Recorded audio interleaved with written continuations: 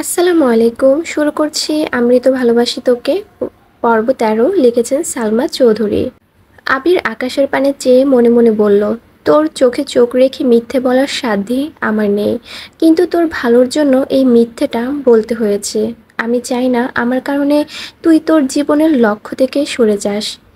তোকে মানসিকভাবে শক্ত হতে হবে, এর থেকেও কঠিন পরিস্থিতি মোকাবিলা করতে হবে তোকে। মেঘ সারা রাস্তা কাঁদতে কাঁদতে এসেছে। প্রতিদিন আবির ভাইয়ের কাঁধে হাত রাখলেও আজ ইচ্ছে করেই দূরে সরে বসেছে। বাইকের পেছনে হাত রেখেছে, তবুও আবির ভাইকে ছুঁয়েও দেখেনি। এই অনুভূতিহীন মানুষটা কোনোদিন মেঘের অনুভূতি বুঝবে না।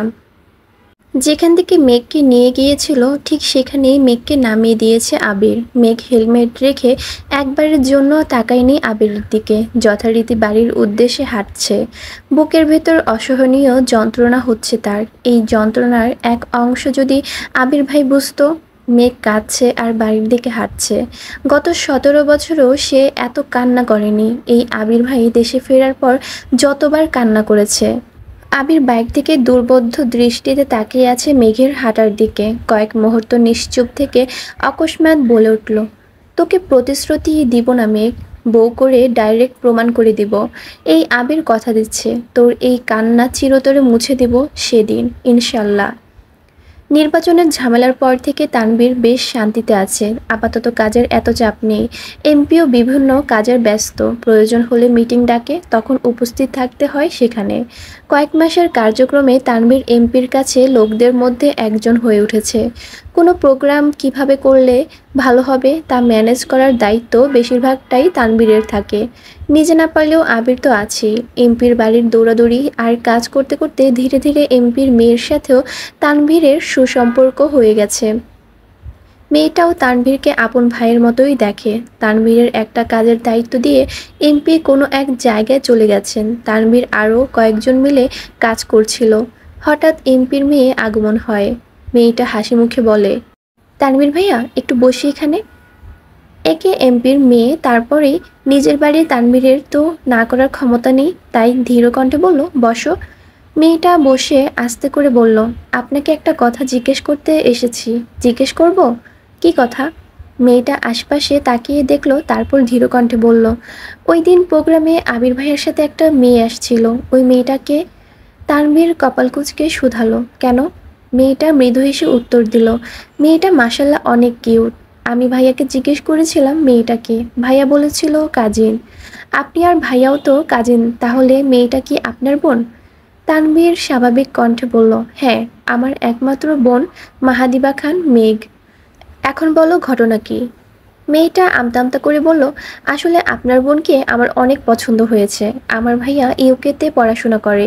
আমার মনে হচ্ছে আমার ভাইয়ার সাথে মেঘকে খুব ভালো মানাবে। একটু বলেই থামলো। তানভীর কপাল কুঁচকে তাকিয়ে আছে। পুনরায় মেয়েটা বলা শুরু করলো, না না, এখন বিয়ে দিতে হবে না। ভাইয়া ২-১ বছরের মধ্যে ছুটি নিয়ে দেশে আসবে, তখন যদি। তানভীর দীর্ঘশ্বাস ছেড়ে রাগ কন্ট্রোল করে মৃদু হাসলো, তারপর শক্ত কণ্ঠে উত্তর দিল, আমায় বলেছ এখানেই থামো। ভাইয়া যদি এগুলো শোনে তো আল্লাহই জানে কি করবে। ভাইয়ার যার সাথে বিয়ে ঠিক সে আর কেউ না, আমার একমাত্র বোন মেঘ। ভাইয়ার পৃথিবী জুড়ে শুধু মেঘের অস্তিত্ব। না ভাইয়া কারোর হবে, আর না মেঘকে কারোর হতে দেবে। মেয়েটা বিস্ময় চোখে চেয়ে বিড়বিড় করে বলল, ভাইয়াকে জিজ্ঞেস করেছিলাম গার্লফ্রেন্ড কি না, উনি তো না করেছেন, বললেন কাজিন। তানভীর হাসিমুখে উত্তর দিল, গার্লফ্রেন্ড না, তাই না করেছে। বউ কি না জিজ্ঞেস করতা, তাহলে ঠিকই বলতো হ্যাঁ। ভাইয়া মেঘকে কখনো গার্লফ্রেন্ড ভাবে না, সবসময় বউ ভাবে, আর বউ হিসেবে পরিচয় দেয়। সে যাই হোক, এই বিষয় নিয়ে আর কথা বাড়িও না। যাও এখান থেকে। মেয়েটা মন খারাপ করে চলে যাচ্ছে। আবিরকে ভালো লাগছিল। আবির অন্য কারো মালিকানা বন্দি। এখন মেঘকে নিজের ভাইয়ের জন্য পছন্দ করেছে। এই মেঘও আবির ভাইয়ের দখলে। বিড়বিড় করে আবিরকে বকতে বকতে বাসার ভেতর চলে গেছে। তানভীর কাজ শেষে করে দুপুরে বাইক নিয়ে বের হয়েছে। মেঘদের কোচিংয়ের সামনে ওয়েট করছে। কিছুক্ষণের মধ্যে কয়েকজনের সাথে বন্যাও বেরিয়ে আসছে। বন্যাকে দেখে তানভীর বাইক থেকে জোরে ডাকলো, এই মেয়ে, এদিকে আসো। বন্যা অবাক চোখে তাকালো। মেঘ তো কোচিংয়ে আসে না। ওই দিন ঝামেলার পরে মেঘই কল দিয়ে বন্যাকে সব বলেছে। তাহলে তানভীর ভাইয়া কোচিংয়ের সামনে কেন আসছেন? বন্যা গুটি গুটি পায়ে এগিয়ে আসলো তানবীরের কাছে। তানবীর স্বাভাবিক কণ্ঠে শুধালো, আজকে পরীক্ষা কেমন হয়েছে? বন্যা মৃদু হেসে উত্তর দিল, জি ভালো। তানবীর গলা খাকারি দিয়ে ধীর কণ্ঠে শুধালো, তুমি নাকি অসুস্থ ছিলা, সুস্থ হইছো? বন্যা বিস্ময়কর দৃষ্টিতে চেয়ে আছে। বন্যা অসুস্থ ছিল এটা তানবীর ভাইয়া কিভাবে জানে? অবশ্য জানবেই বা না কেন? মেয়েকে নিশ্চয়ই বলেছে। বন্যা উপর নিচ মাথা নাড়ালো। তানবীর ভাইকে সাইড থেকে একটা হেলমেট খুলে বন্যার দিকে এগিয়ে দিয়ে বলল, এটা পরে বাইকে বসো। বন্যা ভ্রুকুচকে তাকিয়ে বলল, কেন? তানবীর কিছুটা শক্ত গলায় বলল, উঠতে বলেছি, উঠো। বন্যা তানবীর ভাইয়ের সম্পর্কে খুব ভালো করেই জানে, তাই তারামি না করে চুপচাপ বসেছে। তানবীরের পিছনে নিজের ব্যাগ রেখে তারপর বসেছে, যেন গায়ে না লাগে। তানবীর বন্যাকে নিয়ে একটু রেস্টুরেন্টে এসেছে। বন্যার পছন্দ মতো খাবার অর্ডার দেওয়া হয়েছে। আগে একদিন মেঘ সাথে ছিল বলে বন্যার এতটা অস্বস্তি লাগেনি, তবে আজ একা তানবীরের সাথে খেতে এসে নিজের হাত পা স্থির রাখতে পারছে না। বন্যার অস্বাভাবিকতা দেখে তানবীর স্বাভাবিক কণ্ঠে বলল, এত ভয় পাচ্ছ কেন? আমি তো অপরিচিত কেউ না। আর আশেপাশের মানুষ যদি তোমার এই কাঁপাকাঁপি দেখে তাহলে নিশ্চিত ভাববে আমি তোমাকে কিডন্যাপ করে নিয়ে এসেছি। প্লিজ স্বাভাবিক হও। বন্যা কিছুটা স্বাভাবিক হয়ে কোমল কণ্ঠে শুধালো, আমায় আবারও ট্রিট দেওয়ার কারণ কি? তানভীর উত্তর দিল, আমাদের এমপি জিতেছে, সেই খুশিতেই খাওয়াচ্ছি। আরও আগে খাওয়াবো ভাবছিলাম, কিন্তু সময় পাইনি। মাঝখানে এমপির বাড়িতে প্রোগ্রাম ছিল। অবশ্য ওইখানে তোমাকে যেতে বলতাম, কিন্তু তুমি তো সেখানে যাবে না, তাই আর কি বলিনি। আজ একটু ফ্রি আছি, এই জন্য তোমাকে নিয়ে আসলাম। বন্যা কিছু একটা ভেবে পুনরায় প্রশ্ন করল, তাহলে মেঘকেও নিয়ে আসতেন? তানভীর সঙ্গে সঙ্গে জবাব দিল, বনুকে নিয়ে আসতে চাইছিলাম, কিন্তু ভাইয়া নিষেধ করলো। কথাটা বলে ভাবনায় পড়ে গেছে তানভীর, যদি বন্যা কিছু বুঝে ফেলে। যেই কথা সেই কাজ। বন্যা প্রশ্ন করে উঠল, আপনি মেঘের আপন ভাই, তাহলে উনি নিষেধ করবেন কেন? তানভীর আমতা আমতা করে বলল, ওই দিনের কোচিংয়ের ঘটনা তো তুমি নিশ্চয়ই শুনেছ। আসলে ওই ঘটনার পর থেকে বনু একটু চিন্তিত। এই অবস্থায় এদিকে আসলে যদি ভয় পায়, তাই ভাইয়া না করেছে, আর কিছুই না। অবশ্য ওদের সবাইকে নিয়ে ঘুরতে যাব। অনেকদিন ধরেই মিম আর আদি খুব করে ধরেছে ঘুরতে নিয়ে যাওয়ার জন্য। এতদিন নির্বাচনের ঝামেলার জন্য পারিনি। এখন না নিয়ে গেলে বাসায় ঝামেলা হয়ে যাবে। বন্যা মৃদু হাসলো, বাসার ঝামেলা ভয়ে ভাই বোনদের ঘুরতে নিয়ে যাবে? তানভীর যে কোনো কিছুকে ভয় পায় এটা শুনেই বন্যার হাসি পাচ্ছে। বন্যার অপরূপ হাসি দেখে তানভীরও হেসে ফেলল। তানভীরের উচ্চতা 5 ফিট 9, গায়ের রং উজ্জ্বল শ্যামলা, সুস্বাস্থ্যের অধিকারী, বলতে গেলে কিছুটা গোলুমোলু টাইপের। তানভীরের দাড়িও আবিরের মতোই ছোট করে কাটা, ফুল হাতার টি শার্ট কনুই পর্যন্ত ওঠানো, সাথে জিন্স প্যান্ট। হেলমেটের কারণে গোছানো চুলগুলো অগোছালো হয়ে আছে। বন্যা তানবীরের মুখের দিকে কিছুক্ষণ দেখল। এমনিতেই খুব মুডি মনে হলেও হাস্যোজ্জ্বল মুখ দেখলে মনেই হয় না এই মানুষটা এত রাগী। দুজনেই খাওয়া শেষ করলো, তারপর বন্যাকে বাসার গলি পর্যন্ত পৌঁছে দিয়ে বাসায় ফিরেছে তানবীর। দিনটা বৃহস্পতিবার ছিল। মেঘ সন্ধ্যাবেলা সোফায় বসে নুডলস খাচ্ছিল। এমনিতে ইদানিং মেঘের মন ভালো নেই। আবির ভাইয়ের মুখে সেদিনের না শব্দ শোনার পর থেকে মেঘ আর আবির ভাইয়ের সাথে কথা বলা হয়নি। আবিরও আগ বাড়িয়ে কথা বলতে আসে না। মেঘের নুডলস খাওয়ার মাঝে মালিহা খান হুট করে এসে মেঘের পাশে বসলেন। মেঘ অবাক চোখে চাইল বড় আম্মুর দিকে, তারপর ঠান্ডা কণ্ঠে শুধালো, কি হয়েছে বড় আম্মু? মালিহা খান উত্তেজিত কণ্ঠে বলা শুরু করলেন, হ্যাঁ রে মেঘ, মেয়েটা যে তোকে পড়ায়, কি যেন নাম? মেঘ ভ্রুকুচকে উত্তর দিল, জান্নাত আপু। কেন? মালিহা খান উত্তেজিত কণ্ঠে পুনরায় বললেন, জান্নাত মেয়েটাকে তোর কেমন লাগে? আমার তো বেশ ভালো লাগে, খুব ঠান্ডা, মন মানসিকতাও ভালোই মনে হলো। আমার মাথায় একটা চিন্তা ঘুরতেছে, আবিরের তো বিয়ের বয়স হয়ে গেছে, জান্নাতের সঙ্গে তোর আবির ভাইয়াকে মানাবে ভালো, তাই না? মেঘের মনে হচ্ছে মাথার উপরের অবস্থিত ছাদটা অকস্মাৎ মেঘের মাথায় ভেঙে পড়েছে। মেঘের বুকটা কেঁপে উঠল। যে মেয়েকে নিয়ে নিজের আতঙ্কে আছে, সেখানে বড় আম্মু ওই মেয়েকেই বউ করার কথা বলেছে। এই যেন কাটা গায়ে নুনের ছিটা দেওয়ার মতো। মেঘ ঢুক গিলে নিজেকে স্বাভাবিক রাখার চেষ্টা করছে, কিন্তু চাইলেই কি সব কিছু লুকানো সম্ভব? যেই মানুষটার জন্য বুকের ভিতর এক আকাশ সমান ভালোবাসা, সেই মানুষটার বিয়ের কথা শুনছে, তাও অন্য মেয়ের সাথে। মেঘের চিৎকার করে কাঁদতে ইচ্ছে করছে। বড় আম্মুকে কি করে বুঝাবে? 3 মাসেই আবির ভাইকে নিজের থেকেও বেশি ভালোবেসে ফেলেছে। মালিহা খান পুনরায় প্রশ্ন করলেন, এই মেয়ে জান্নাতকে জিজ্ঞেস করিস তো কাউকে পছন্দ করে কিনা। পছন্দ না থাকলে ভাবছি আবির আর তোর বড় আব্বুর সাথে এই বিষয়ে কথা বলবো। কথা শেষ করে মালিহা খান উঠে রান্নাঘরে চলে গেছেন। এদিকে মেঘের গলা দিয়ে নুডলস নামছে না, বুক ফেটে কান্না আসছে। নুডলসের প্লেট রেখে নিজের রুমে চলে গেছে। ফ্যান ছেড়ে লাউড স্পিকারে গান চালিয়ে ইচ্ছে মতো কাঁদছে। মনের কষ্ট প্রকাশ করার মতো কেউ নেই মেঘের জীবনে, তাই কান্নাই তার একমাত্র সঙ্গী। ঘণ্টাখানিক পর জান্নাত আপু পড়াতে আসছে। মেঘ হাত মুখ ধুয়ে ফ্রেশ হয়ে নিচে পড়তে আসছে। জান্নাত আপুকে দেখে মেঘের মাথায় শুধু বড় আম্মুর কথাগুলোই ঘুরছে। পড়ানো শেষে মেঘ বলল, আপু একটা কথা জিজ্ঞেস করি। জান্নাত মিষ্টি করে হেসে বলল, হ্যাঁ অবশ্যই। মেঘ শীতল কণ্ঠে প্রশ্ন করলো, আপু আপনি কি কাউকে পছন্দ করেন? মেঘের এমন প্রশ্নে জান্নাতের ওষ্ঠদ্বয় আরও বেশি প্রশস্ত হলো। শান্ত সুরে উত্তর দিল, হ্যাঁ। মেঘ যেই না প্রশ্ন করতে যাবে কে এসে তার আগে জান্নাতের ফোনে কল আসছে। কল রিসিভ করে কথা বলতে বলতে মেঘের বিদায় দিয়ে জান্নাত বেরিয়ে গেছে। অষ্টাদশীর মনের ভিতর তোলপাড় চলছে। বড় আম্মুর বলা কথাগুলো মাথায় ঘুরছে। জান্নাত আপুর বিষয়ে আবির ভাইয়ের কেয়ার, কিছুদিন আগে মেঘকে কাজিন বলে পরিচয় দেওয়া, আজ জান্নাত আপুর পছন্দের মানুষ আছে জানতে পারা, সব কিছু যদি একশোটায় বাধা হয় তাহলে মেঘের কি হবে? মেঘের চোখ টলমল করছে। 2 ফোঁটা পানি গড়িয়ে পড়তেই মেঘ হাতের উল্টো পিঠ দিয়ে চোখ মুছে শক্ত কণ্ঠে নিজেকে শুধালো, একদম কাঁদবি না। যে মানুষটা কোনোদিন তোর হবেই না তাকে নিয়ে কেন কাঁদছিস? মেঘ রাতে খাবার খায়নি। সবাই অনেক ডেকেছে কিন্তু তাতেও মেঘ রুম থেকে বের হয়নি। আবির বাসায় ফেরার পর থেকে ছাদে ছিল, রুমে এসেছে শেষ রাতের দিকে, তাই সে এসব কিছুই জানে না। শুক্রবারে সকাল থেকে মেঘের কোনো হদিশ নেই। তানভীর পর্যন্ত ডেকে আসছে কিন্তু মেঘ আসেনি। আবির ঘুম থেকে উঠেছে 12টার দিকে, শাওয়ার নিয়ে রেডি হয়ে নামাজে গেছে। মেঘ তখনও রুমে শাওয়ার নিয়ে নামাজ পড়ে আবার শুয়ে পড়েছে। মেঘ বের হয়ে আবির ভাই ও বা বড় আম্মুর মুখোমুখি হওয়ার বিন্দুমাত্র ইচ্ছে নেই তার। আবির নামাজ থেকে এসে খেতে বসেছে, বাকিরাও খেতে বসেছে।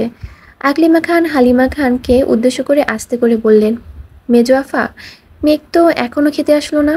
এই কথা আবিরের কান পর্যন্ত পৌঁছে গেছে। খাবার মুখে দিতে গিয়েও থেমে গেল। সহসা তানবীরের দিকে তাকে ইশারা দিল। তানবীর সঙ্গে সঙ্গে উঠে গেছে, মেঘকে ডেকে ধমকে নিয়ে আসছে। মেঘের চোখ মুখ ফুলে আছে, চুলগুলো এখনো ভেজা, চুল থেকে টপ টপ করে পানি পড়ছে। মাথা নিচু করে খেতে বসেছে, চুল দিয়ে বেশ অর্ধেক মুখ ঢেকে রেখেছে। কিন্তু আবির মেঘের বিপরীত বসায় স্পষ্ট মেঘের চোখ নাক মুখ দেখতে পাচ্ছে। আবির খাওয়ার মাঝখানে বেশ কয়েকবার মেঘের দিকে তাকিয়েছে, ভেবেই পাচ্ছে না কি হলো। কিন্তু মেঘ ভুল করেও একবারও মুখ তুলে তাকায়নি। মেঘের হাবভাব দেখে মোজাম্মেল খান রেগে গেলেন। কঠিন সুরে বললেন, পরীক্ষা যত কাছে আসছে তোমার অমনোযোগিতা ততই বাড়ছে। যা যা চাইছো সবই তোমাকে দেওয়া হচ্ছে, তারপরে তোমার পড়াশোনাতে এত অবহেলা। শুনলাম ইদানিং কোচিংয়েও যাচ্ছ না। অবশ্যই যাবেই বা কীভাবে? যাই হোক, বাড়িতে অন্তত ঠিকমতো পড়াশোনা করো। আবির খাওয়া বন্ধ করে দাঁতে দাঁত চেপে বসে আছে। আবিরের অন্য হাত টেবিলের নিচে তানভীরের চেপে ধরে রেখেছে। আবির প্লেটের খাবার শেষ করে সবার আগেই উঠে গেছে। কোনো দিকে না তাকিয়ে সোজা রুমে চলে গেল। 1 থেকে 1.5 ঘন্টা পর তানভীর মিমকে আর আদিকে ডেকে বলেছে রেডি হওয়ার জন্য, ঘুরতে নিয়ে যাবে। 2 ভাই বোন খুশিতে গদগদ হয়ে রেডি হতে চলে গেছে। জীবনে প্রথমবার বাইকে ঘুরতে যাচ্ছে। আবির আগে থেকে রেডি হয়ে সোফায় বসে আছে। শুক্রবার মানে আবিরের পাঞ্জাবি পরার দিন। বেগুনি রঙের একটা পাঞ্জাবি পরেছে, সাথে সাদা রঙের প্যান্ট। বেলি ফুলের সুগন্ধযুক্ত পারফিউম দিয়েছে গায়ে, সাথে একটা সুন্দর ডিজাইনের ঘড়ি। চুলগুলো সুন্দর করে স্টাইল করেছে, যদিও হেলমেট পরলে চুল অগোছালো হবেই। আবির সোফায় বসে ফোন চাপতেছিল। তানভীরের পরনের পাঞ্জাবি আর লুঙ্গি, নামাজ পড়ে থেকে এসে লুঙ্গি পরেছিল, এখনও তাই পরনে।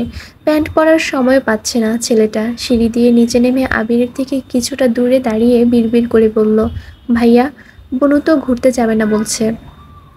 সঙ্গে সঙ্গে আবির চোখ রাঙিয়ে তাকিয়েছে। তানভীর ঢোক গিলে ছোট করে বলল, আচ্ছা আমি রাজি করাচ্ছি। আবার দ্রুত দৌড় দিল বোনের রুমের দিকে। মেঘকে বুঝাচ্ছে কিন্তু মেঘ কোনো কিছুতেই রাজি হচ্ছে না। রাগে চিৎকার করছে, বললাম তো যাব না। তোমরা ঘুরে আসো, আমার ইচ্ছে করছে না। তানভীর আবার নিচে আসছে। আবিরের কিছু বলার আগে আবিরের তপ্ত দৃষ্টি দেখে ভয়ে আবার বোনকে রাজি করাতে গেছে।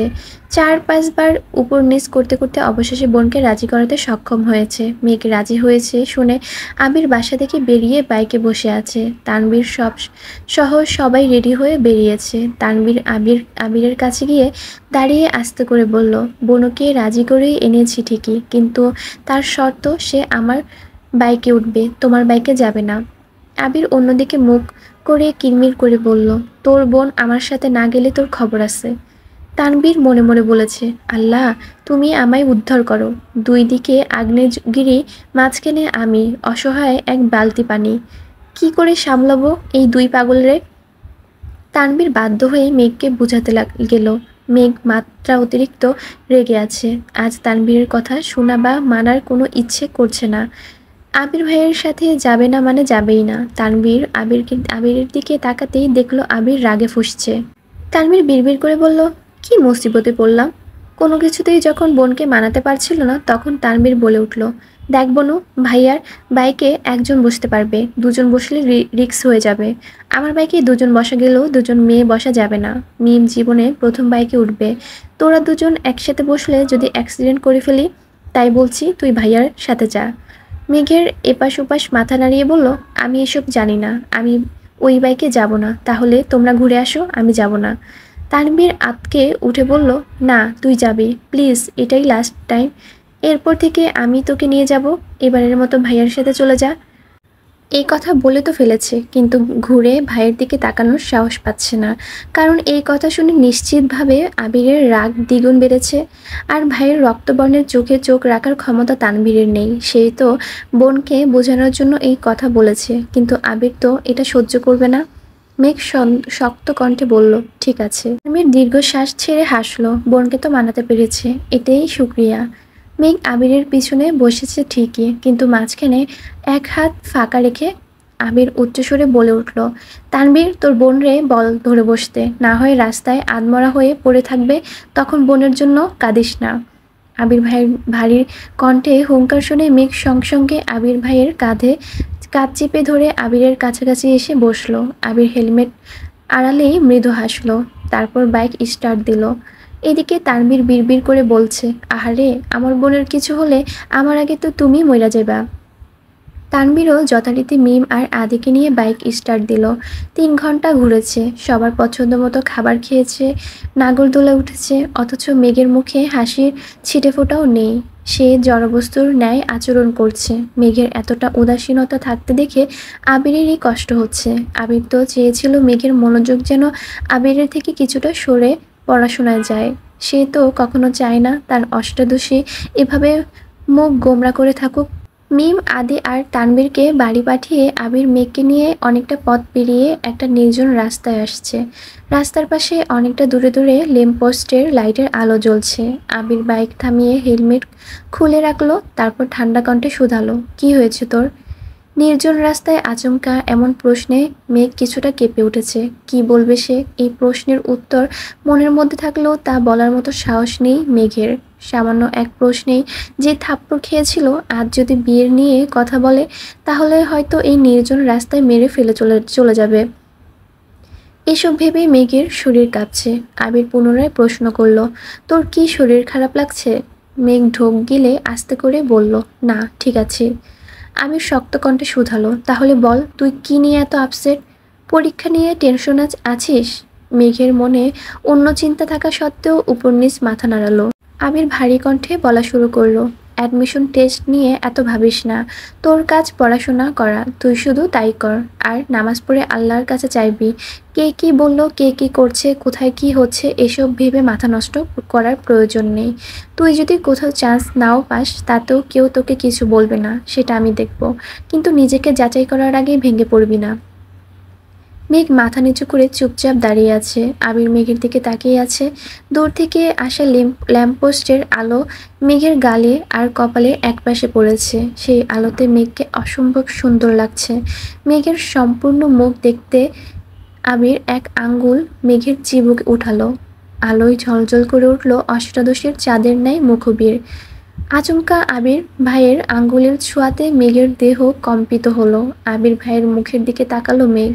বুকে জমে থাকা অভিমানের যেন অভিযোগ হয়ে বেরিয়ে আসতে চাইছে। মনের সব কষ্ট উজাড় করে বলতে ইচ্ছে করছে এই মানুষটাকে। কয়েক সেকেন্ডের জন্য মেঘের মনে হচ্ছে এই পৃথিবীর বুকে মেঘের সামনে দাঁড়ানো ব্যক্তিটা মেঘের সবচেয়ে কাছের মানুষ।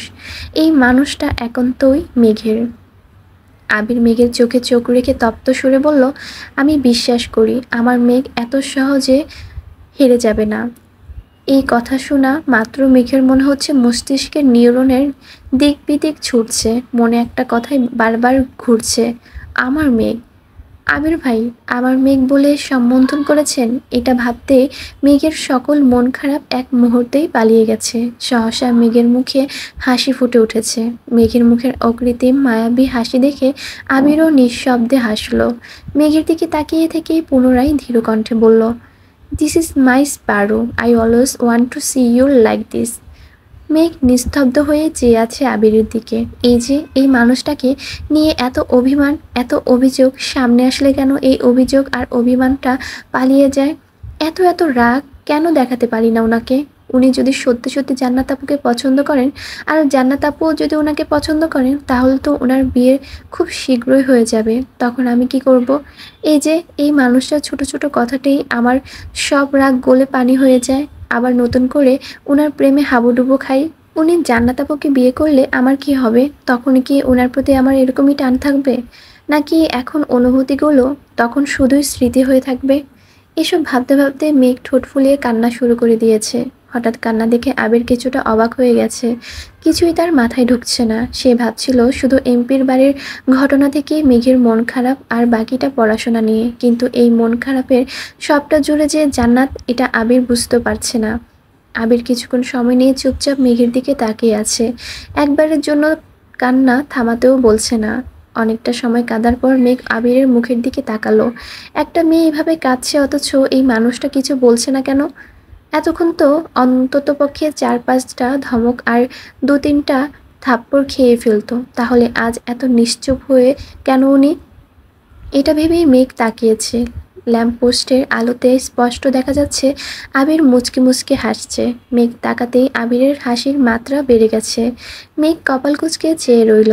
গাল বেয়ে অনগরল নোনা জল গড়িয়ে পড়ছে। এই যে মরার মতো এতক্ষণ যাবৎ কাঁদছে, আর এই ব্যাটাই কি সুন্দর করে হাসছে। মেঘের মেজাজ আবার খারাপ হয়ে যাচ্ছে। মুখ ফুলিয়ে শ্বাস ছেড়ে আবির দিকে চেয়ে গম্ভীর কণ্ঠে প্রশ্ন করল, হাসছেন কেন? আবির হাসিটা একটু কমিয়ে উত্তর দিল, কাঁদলে তোকে অনেক বেশি সুন্দর লাগে তো তাই। মেঘ রাগী ভাব নিয়ে বলল, কাঁদলে আবার কাউকে সুন্দর লাগে নাকি? আর তাই বলে আপনি এভাবে হাসবেন? আবির মৃদু হেসে উত্তর দিল, আসলে তোর বান্ধবীর থেকেও সুন্দর লাগছিল, তাই হাসি আটকে রাখতে পারছিলাম না। মেঘ আটকে উঠে প্রশ্ন করলো, বান্ধবী মানে? আবির সশব্দে হেসে উত্তর দিল, ওই যে সারা গাছে যে থাকে তোর বান্ধবীটা, ওইটার থেকেও তোকে সুন্দর লাগছিল। মেঘ আশেপাশে তাকাচ্ছে, এমনি অন্ধকার হয়ে গেছে চারপাশে। ল্যাম্পপোস্টের আলোতে রাস্তা আলোকিত থাকলেও রাস্তার আশেপাশে বিশাল গাছের কালো ছায়া দেখে ভয়ে পেয়ে সঙ্গে সঙ্গে দু হাতে আবিরের শার্ট খামচে ধরে আবিরের বুকে মুখ লুকিয়ে ফেলেছে। মেঘকে ভয় দেখানোর একমাত্র অস্ত্র হচ্ছে ভূত পেত্নী। আর কোনো কিছুতেই ভয় পায় না মেয়েটা। আবির এটা খুব ভালো করেই জানে। এজন্যই ইচ্ছে করে মেঘকে খোঁচায়। আবির মেঘের পিঠে হাত রাখতে গিয়েও হাত সরিয়ে নিয়েছে। মনের বিরুদ্ধে নিজেকে কন্ট্রোল করা কতটা কষ্টের সেটা আবিরের থেকে ভালো কেউ জানে না। আবিরেরও ইচ্ছে করছে মেঘকে দু হাতে ঝাপটে ধরতে, কিন্তু সব ইচ্ছে তো পূর্ণতা পায় না। আবির নিজেকে সংযত করে মুচকি হেসে প্রশ্ন করলো, এই যে তুই হুট করে মরার মতো কান্না জুড়ে দিস, আবার হুট করেই পাগলের মতো হাসতে থাকিস। তোর এমন আচরণেই মানুষ ভাববে তুই শেওড়া পাড়ার থাকিস। মেঘ এখনো দু হাতে শার্ট খামচে ধরে আছে। ভেজা কণ্ঠে বলল, এইসব কথা বলবেন না প্লিজ। আবির মৃদু হেসে উত্তর দিল, তাহলে তুই বল কাঁদছিস কেন? তোরে কে কি বলে যে তুই এভাবে কাঁদছিস? এত আবেগ দিয়ে জীবন চলবে না মেঘ।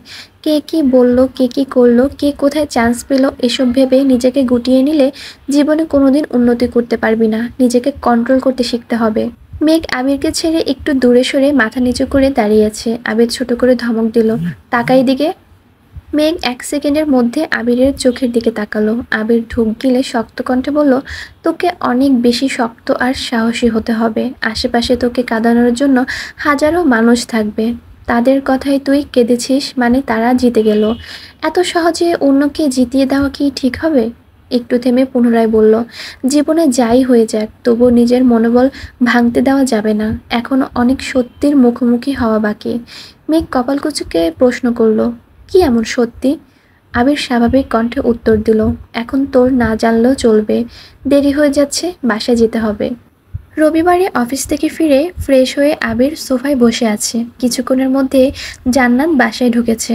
মেঘ একটা খাতা রেখে আসছিল, সেটা আনতে আবার রুমে গেছে। জান্নাতকে দেখে আবির হাতে কয়েক প্রশ্ন নিয়ে এগিয়ে গেল। প্রশ্নগুলো দিয়ে কে যেন কথা বলছিল। মেঘ খাতা নিয়ে নামতে গিয়ে সেই দৃশ্য দেখে ফেলেছে। যার মনে যেটা থাকে সেটাই সবার আগে মাথায় আসে। মেঘ তাড়াতাড়ি করে নামছে। কাছাকাছি আসতেই আবির ঘাড় ঘুরিয়ে মেঘকে দেখল। তারপর স্বাভাবিক কণ্ঠে জান্নাতকে বলল, তুমি ওইসব নিয়ে চিন্তা করো না, আমি দেখছি। আর তুমি ফ্রি হয়ে আমাকে একটা কল দিও। জান্নাত চিন্তিত সুরে উত্তর দিল, আচ্ছা ঠিক আছে। এদিকে মেঘ ড্যাব ড্যাব করে তাকিয়ে আছে দুজনের দিকে। মাথার ভেতর প্রশ্নের সব এলোমেলো ছুটছে। জান্নাত আপুকে চিন্তা করতে না করছে। আবির ভাই দেখবে এসবের মানে কি? ওনাদের মধ্যে সম্পর্ক না থাকলে তো এসব বলতো না। আবার কলও দিতে বলছে। মেঘ বিড়বিড় করে বলছে, গেল রে গেল, তোর আবির ভাই অন্য মেয়ের হয়ে গেল। আবিরের আনা কোচিংয়ের কয়েকটা প্রশ্ন দিয়ে জান্নাত পরীক্ষা নিয়েছে। মোটামুটি 3 ঘন্টার উপরে সময় লাগছে। ড্রাইভার আর তানভীরকে পাঠিয়েছে জান্নাতকে বাসা পর্যন্ত দিয়ে আসতে। মেঘ খেতে বসেছে, 2 মিনিটের মধ্যে আবিরও খেতে আসছে। বাড়ির সবার খাওয়া দাওয়া অনেক আগেই শেষ হয়ে গেছে। আবির ইচ্ছে করেই মেঘের জন্য ওয়েট করেছিল। এই যে সে জান্নাতের সাথে কথা বলেছে, মেঘের মনে কি চলছে তা বোঝার জন্যই ওয়েট করেছিল। দুজনেই চুপচাপ খাচ্ছে। হঠাৎ মালিহা খান তানভীরের চেয়ার টেনে আবিরের পাশে বসছেন। তারপর শান্ত কণ্ঠে বললেন, বাবা তোর সাথে একটু কথা ছিল। আবির খেতে খেতেই জবাব দিল, বলো শুনছি। মেঘের খাওয়া বন্ধ হয়ে গেছে। সে খুব ভালো বুঝতে পারছে বড় আম্মু কি বলতে যাচ্ছেন। আজকে জান্নাত আপু যাওয়ার সময় ও মেঘ দেখছে বড় আম্মু জান্নাতকে দূর থেকে বউ দেখার মতো পরখ করছিল। মালিয়া খান শীতল কণ্ঠে বলা শুরু করলেন, আর কিছুদিন পরেই তোর 25 বছর হতে চলেছে। তুই যেহেতু এখনো ব্যবসাও করছিলে, তোর আব্বুর মুখে শুনেছি তুই খুব মনোযোগী, আর তুই যাওয়াতে নাকি ব্যবসার অনেক উন্নতি হয়েছে। তাই বলছিলাম বিয়ে তো করা দরকার। আমি সেদিন মেঘকে জান্নাতের কথা জিজ্ঞেস করেছিলাম। মেয়েটাকে আমার খুব ভালো লাগছে। তোর পছন্দ হলে ভাবছি তোর আব্বুকে জানাবো। আবির পূর্ণ মনোযোগ দিয়ে মায়ের কথা এলোমেলো কথাগুলো শুনল। যতই রাগ উঠুক আবির মায়ের উপর সহজে চেঁচায় না। মেঘের দিকে এক পলক তাকালো আবির। মেঘ অনেকক্ষণ আগে থেকে খাওয়া বন্ধ করে মাথা নিচু করে বসে আছে। আবির মনে মনে ভাবছে, মানুষ ঠিকই বলে জীবনে হাজার হাজার শত্রুর প্রয়োজন হয় না, ঘরে 2-1 এমন মানুষ থাকলেই যথেষ্ট। হায় আল্লাহ, আমি বিয়ে করার আগেই তো ওরা আমার সংসার ভেঙে দিবে। তার মানে এই কারণেই মেঘ সেদিন এত কান্না করেছিল, আর আমি ওকে পড়াশোনা নিয়ে এত জ্ঞান দিলাম। আবিরকে নিশ্চুপ থাকতে দেখে মেঘের মনটা দুমড়ে মুচড়ে যাচ্ছে। আবির ভাই রাজি হলেই সামনে বিয়ে। অবশ্য রাজি হবেই না বা কেন, উনিও তো। একটু ভেবেই মেঘ থেমে গেল। চোখ টলমল করছে, ঠোঁট কাঁপছে। আবির মায়ের দিকে তাকিয়ে ভারী কণ্ঠে অকস্মাৎ বলে উঠল, একটা মেয়ে এই বাড়িতে পড়াতে আসছে, আর তোমরা কী সব ভাবছো? তাছাড়া আমি এখন বিয়ে করব না। এই টপিকে আর কথা বলো না। এতটুকু বলে আবির দাঁড়িয়ে পড়ল। মেঘের দিকে তাকিয়ে তপ্ত স্বরে বলল, এই মেয়ে, খাওয়া শেষ করে পড়তে বস গিয়ে। এসব আজাইরা চিন্তা মাথায় ঢুকাবি না।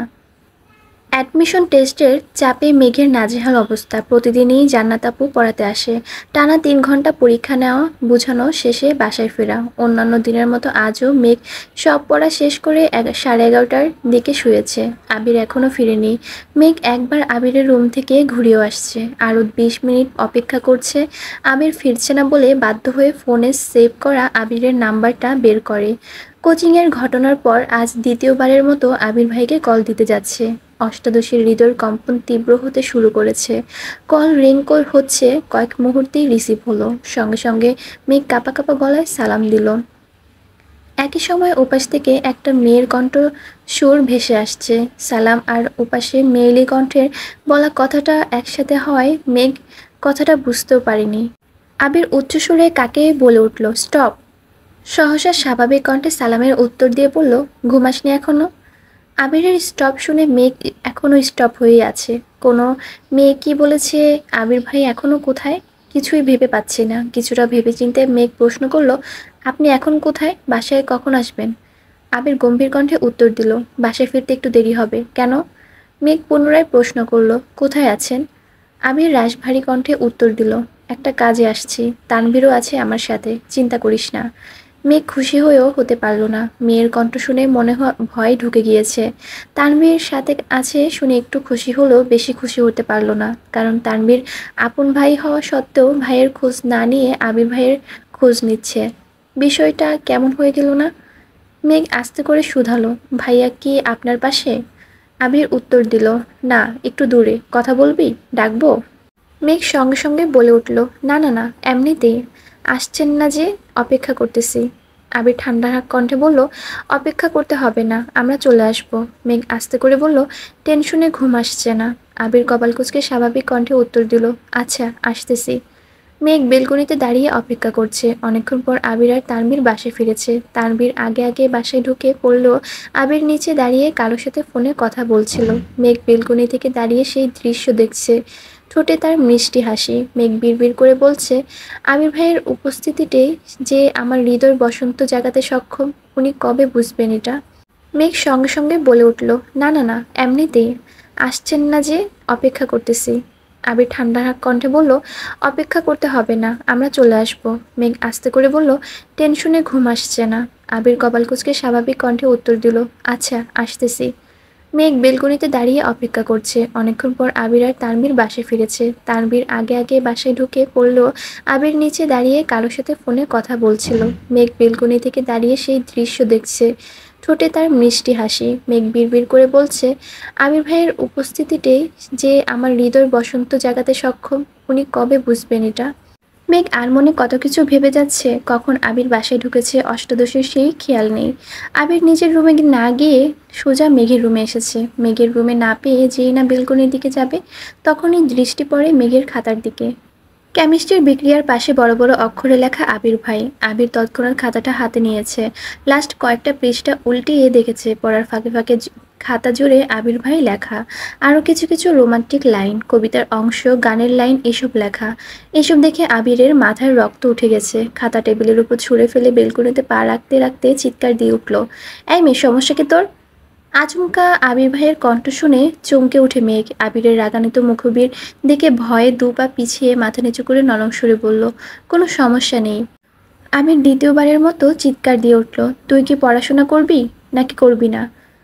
মেঘের মাথায় কিছু ঢুকছে না। আবির ভাইকে বাসায় আসতে বলার সাথে মেঘের পড়াশোনার কি সম্পর্ক? জান্নাতাপুর নাও পরীক্ষা তো ভালোই মার্ক পায়, তাহলে আবির ভাই এমন কেন বলছেন?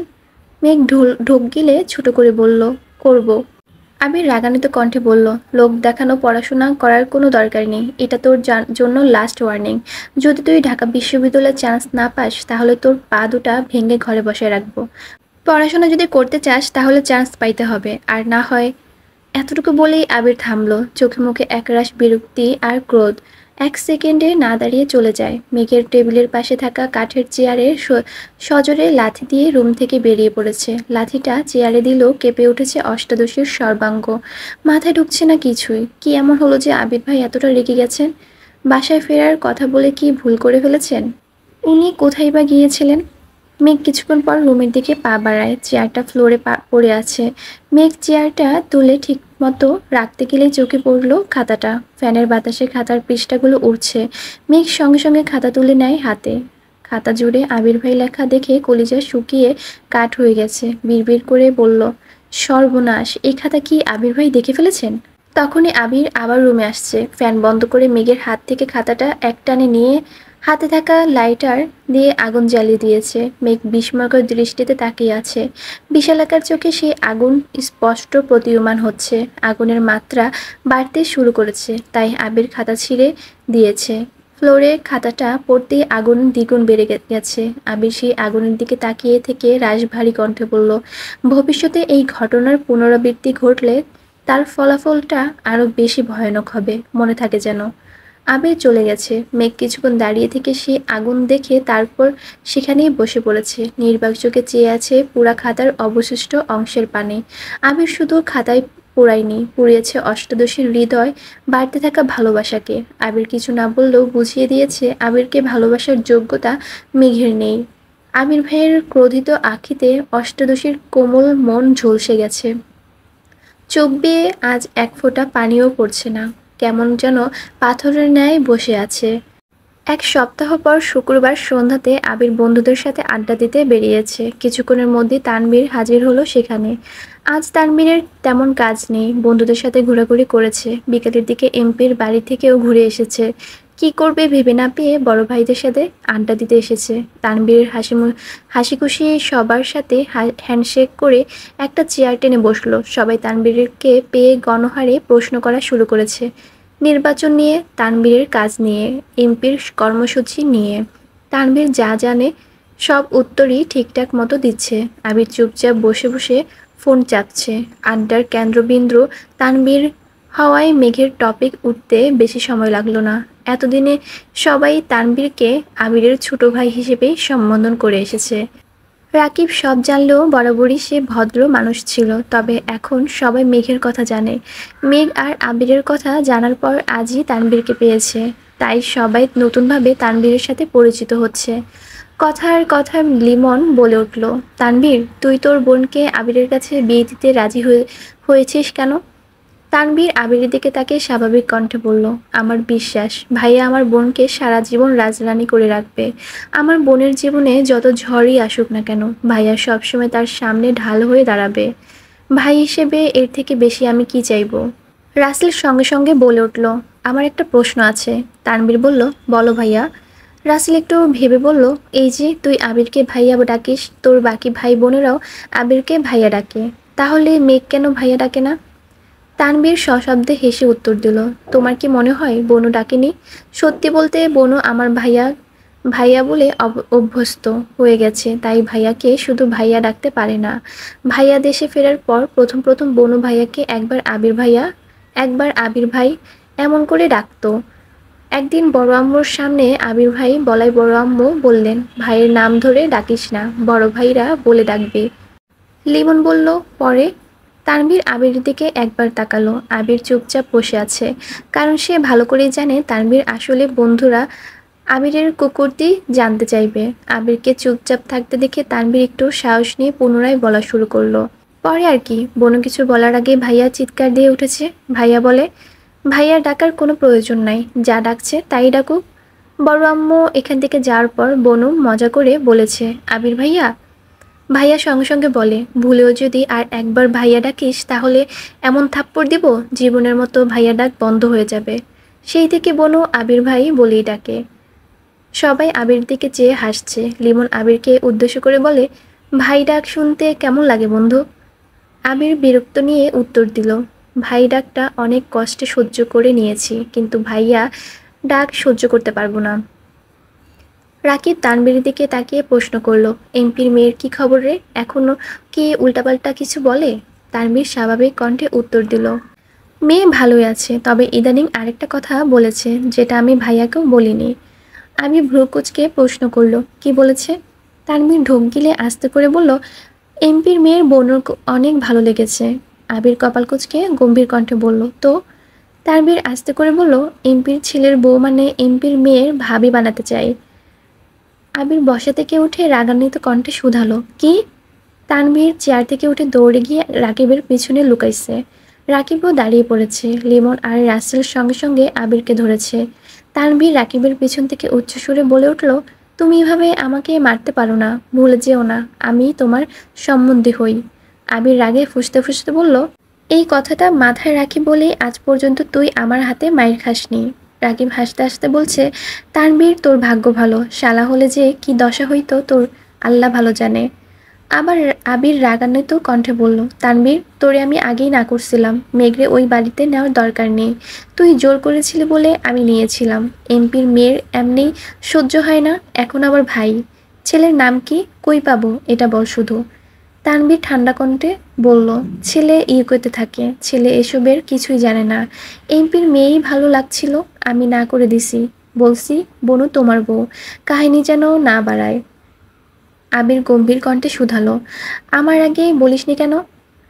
তানভীর তখনও রাকিবের পিছনে লুকিয়ে আছে, ধীর কণ্ঠে বলল, এখানে চারজনের সামনে বলেই যান বাঁচানো কষ্টকর হয়ে যাচ্ছে, বাড়িতে আমায় একা পেয়ে মাইর যে দিবা, তার কি গ্যারান্টি আছে?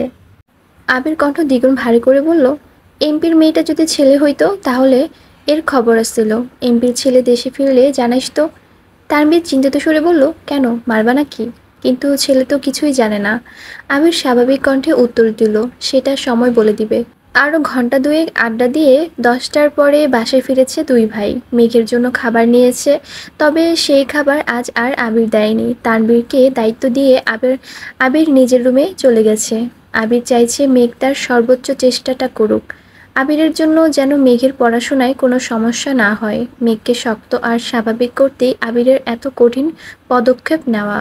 অবশেষে আজ সেই কাঙ্ক্ষিত দিন, ঢাকা বিশ্ববিদ্যালয় ক ইউনিটে ভর্তি পরীক্ষা। মেঘ সকাল সকাল রেডি হয়ে নিচে নামলো। পরীক্ষায় কান ঢাকা নিষেধ, এজন্য হিজাব পরেনি আজ।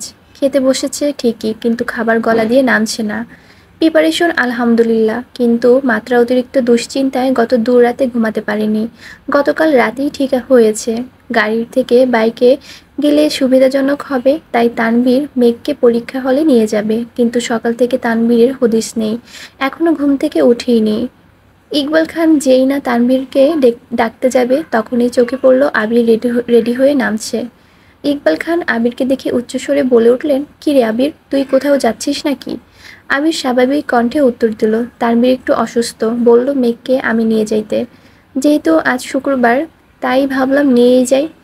মোজাম্মেল খান বলে উঠলেন, ভালোই হয়েছে, ওই ছেলেটাকে দিয়ে কোনো বিশ্বাস নাই, দেখা গেল যাইতে যাইতে পরীক্ষা শেষ হয়ে যাবে, তার থেকে ভালো তুই নিয়ে যা। আবির মৃদু হাসল। মালিয়া খান ছেলেকে ডেকে বললেন, তোকে খেতে দেবো? আবির খাবে না বলে বেরিয়ে গেছে। কিছুক্ষণের মধ্যে মেঘও বেরিয়েছে। সবাই গেট পর্যন্ত মেঘকে বুঝাতে বুঝাতে এগিয়ে দিয়ে এসেছে। 1 ঘন্টার মধ্যে উপস্থিত হলো পরীক্ষার কেন্দ্রে। চারপাশে অসংখ্য শিক্ষার্থী আর তাদের সাথে অভিভাবক। শুধু বন্ধুরা মিলেও পরীক্ষা দিতে এসেছে। কেউ কেউ রাস্তার পাশে বসে পড়তে ব্যস্ত। মেঘ আশেপাশের পরিবেশ দেখে আরও বেশি শঙ্কিত হয়ে যাচ্ছে। এখনও গেট খোলা হয়নি। মেঘ আশেপাশে এত এত শিক্ষার্থী দেখতে ব্যস্ত, অথচ আবির মেঘের দিকে তাকিয়ে আছে। আবির হঠাৎই শীতল কণ্ঠে ডাকল, মেঘ। মেঘ আবিরের মুখের পানে তাকিয়ে উত্তর দিল, জি।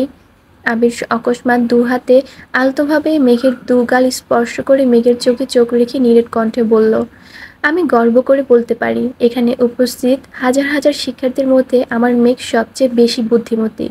পরীক্ষা শেষে আমি তোর মুখে সেই অকৃত্রিম হাসিটা দেখতে চাই, যেই হাসিটা শুধুই বিজয়ের। আমার বিশ্বাস তুই পারবি।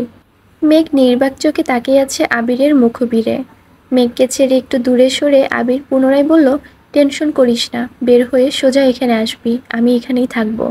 তৎক্ষণে গেট খুলে দিয়েছে। হাজার হাজার পরীক্ষার্থীরা ভিড়ে মেঘও কেন্দ্র ঢুকে গেছে। আবির বাহিরে অপেক্ষা করছে। পরীক্ষা মেঘের হলেও চিন্তা সব আবিরের। তার প্রথম আর একমাত্র চিন্তা অসময়ে দেশে ফেরা। ভেবেছিল ভর্তি পরীক্ষা শেষে ফিরবে, কিন্তু জয়ের জন্য তা আর হলো না। দেশে ফেরার পর থেকে একটার চিন্তাই আবিরের জন্য মেঘের না কোনো সমস্যা হয়। 3 মাস যাবৎ কত কৌশলে নাক অবলম্বন করেছে মেঘকে শক্ত করতে। আজকের পরীক্ষাতেই বোঝা যাবে আবির কতটুকু সফল আর কতটুকু ব্যর্থ।